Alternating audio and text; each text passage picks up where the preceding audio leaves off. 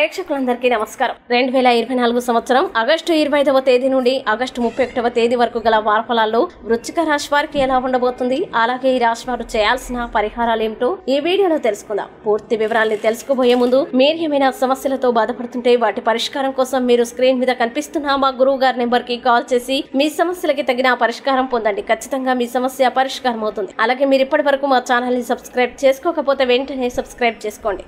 అలా చేసినట్లయితే మీరు మా వీడియోని మిస్ అవ్వకుండా చూడవచ్చు. ఇక పూర్తి వివరాల్లోకి వెళ్తే వృశ్చిక రాశి వారికి సంబంధించి ఈ వారం మీ ఆరోగ్యం గురించి ఎక్కువగా ఆందోళన చెందవద్దని సలహా. అలాగే మీ అనారోగ్యం మరింత తీవ్రమవుతుంది. ఇంకా ఈ వారం మీరు మంచి లాభాల్ని ఆర్జించవచ్చని భావిస్తున్నారు. దీనివల్ల మీరు మీ లాభాల్లో ఎక్కువ భాగాన్ని కూడగట్టుకోగలుగుతారు. ఈ అదనపు డబ్బును రియల్ ఎస్టేట్ ప్రాజెక్టు లేదా భూమి ఆస్తిలో పెట్టుబడి పెట్టడం ద్వారా మీరు మీ భవిష్యత్తును కూడా భద్రపరచవచ్చు. అలాగే ఈ వారం కుటుంబ సభ్యులు ఇంట్లో కొన్ని మార్పులు చేయాలని నిర్ణయించుకోవచ్చు. అటువంటి పరిస్థితుల్లో ఇంట్లో ఈ మార్పు మిమ్మల్ని అవసరంతో చాలా భావోద్వేగానికి గురిచేస్తుంది. ముఖ్యంగా ఈ సమయంలో మీరు మీ ప్రత్యేక వ్యక్తులతో లేదా సన్నిహితుడితో మీ భావాల్ని వ్యక్తపరచగలరు. దీనివల్ల మీకు కూడా చాలా సౌకర్యం లభిస్తుంది. అలాగే మీ అజాగ్రత్త స్వభావం కారణంగా మీరు ఈ క్షేత్రానికి సంబంధించిన కొన్ని ముఖ్యమైన పత్రాల్ని కోల్పోతారని భయపడుతున్నారు. దీనివల్ల చాలా పనులు మధ్యలో ఇరుక్కుపోతాయి. దీంతో పాటు మీ సీనియర్ అధికారుల నుండి అనేక పెద్ద పనుల బాధ్యతని తీసుకోవడం ద్వారా మిమ్మల్ని మరొక వ్యక్తికి అప్పగించే అవకాశం ఉంది. అలాగే ఈ రాశి విద్యార్థులు చాలా కాలం తర్వాత ఈ వారం విద్యారంగంలో ఆశించిన ఫలితాల్ని పొందవచ్చు. ఎందుకంటే వీరు